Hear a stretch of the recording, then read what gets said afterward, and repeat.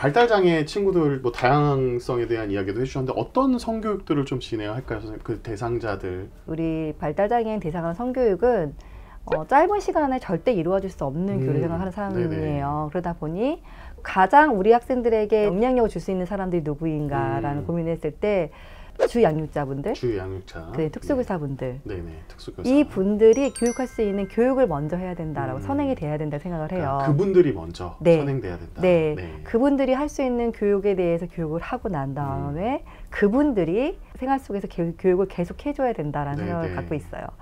그런데 제가 법무부 위촉된 성교육자예요. 성범죄를 일으킨 발달장애인 가해자분들 교육하는 교육자거든요. 네. 네, 그분들을 경우에는 이제 1대1로 교육을 해요. 그리고 그분의 주 양육자분들 교육도 같이 진행이 되고요.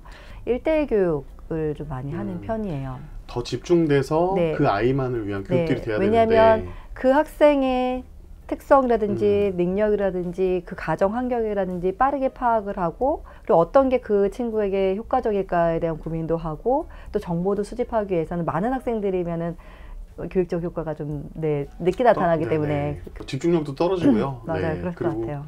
이렇게 깊이 있는 이야기들이 진행되기가 어렵고 그럴 것 같습니다. 네. 성폭력 예방 교육. 네. 강사로도 활동 중이신 거잖아요. 네. 제가 이제 어떻게 공부를 시작해야 될까 고민하다가 이제 양성평등교육진흥원에서 이제 성폭력 예방 교육 전문 강사가 됐어요. 네. 그러다 보니까 성폭력 예방 교육을 하기 시작했는데 네. 비장애 학생과 장애 학생 대상으로 하고요. 제가 이제 신분이 교사다 보니까 우리 본교와 그리고 지역 인근에 있는 지역에서 의뢰받았을 때만 교육을 하고 있습니다. 네. 요즘에는 디지털 성범죄에 대한 그런 이제 너무나 걱정이 많이 있기 때문에 그 디지털 성폭력 예방 교육이 많이 우리가 들어와서요. 그 공부를 솔직히 굉장히 열심히 하고 있어요. 그래서 대표님의 이제 책도 보고, 교육도 받게 되고, 프로나우선 교육도 받게 되고, 이제 메타버스나, 그래서 뭐 제페토도 해보고요, 로블록스도 해보고요, 속도 울렁거려 보고요. 그러면서 또 이런 소화를 하셔야 또 알아야지만 아이들하고 대화가 되니까, 해보기도 하는데 제가 체험해보지 않으면 아이들에게 교육할 수 없다는 생각을 들어서. 저도 성교육하는 특수교사분들 저희가 이제 모임을 하고 있는데 그분들에게도 한번 해봐야 된다라고 얘기를 이제 전해드리고 책도 같이 공유해서 같이 보기도 하고 그러고 있습니다. 네. 그러면 이 교육을 하시면 장애인 대상 성교육과 비장애인 대상 성교육의 같은 점과 다른 점? 그런데 일단은 그런 뭐 교육 목표라든지 내용은 같을 거라 생각을 해요. 목표는 같죠. 하지만 이제 우리 비장애 학생들 보다는 장애 학생들은 정말 각기 갖고 있는 특성과 능력에 따라서 너무나 다른 모습을 보이다 보니까 그 학생에 맞는 개별화된 교육이 필요하고 지속적이고 반복적으로 계속 교육을 해야 된다라는 생각을 하고 있습니다. 그러면 그 아이들이 그런 내용들을 수용하는 과정까지가 그게 솔직히 몇 번 만에 수용이 된다라고 볼 수가 없어요. 그게 이제 학생이 너무나 다 다르고 또 이해할 수 있는 인지 능력도 다르고 하다 보니 또 가정 그 환경 속에서 그 친구가 잘못된 습관화된 모습이 있을 수도 있고 그렇기 때문에 더 개별화된 교육이 필요하다고 생각해요. 어느 날 저한테 이제 어떤 학생에 대한 이제 교육 우리가 들어왔어요. 1대1 교육이요. 그래서 근데 그 특수사분의 걱정이 이 학생이 지적 능력이 높은 학생인데 임신을 할 것 같다라고 이제 걱정을 하시더라고요. 이제 고2 여학생이었는데 남자친구가 성인이고 여러 가지로 조금 성적인 이제 유의를 느끼는 정도의 생활을 하고 있는 친구였었어요.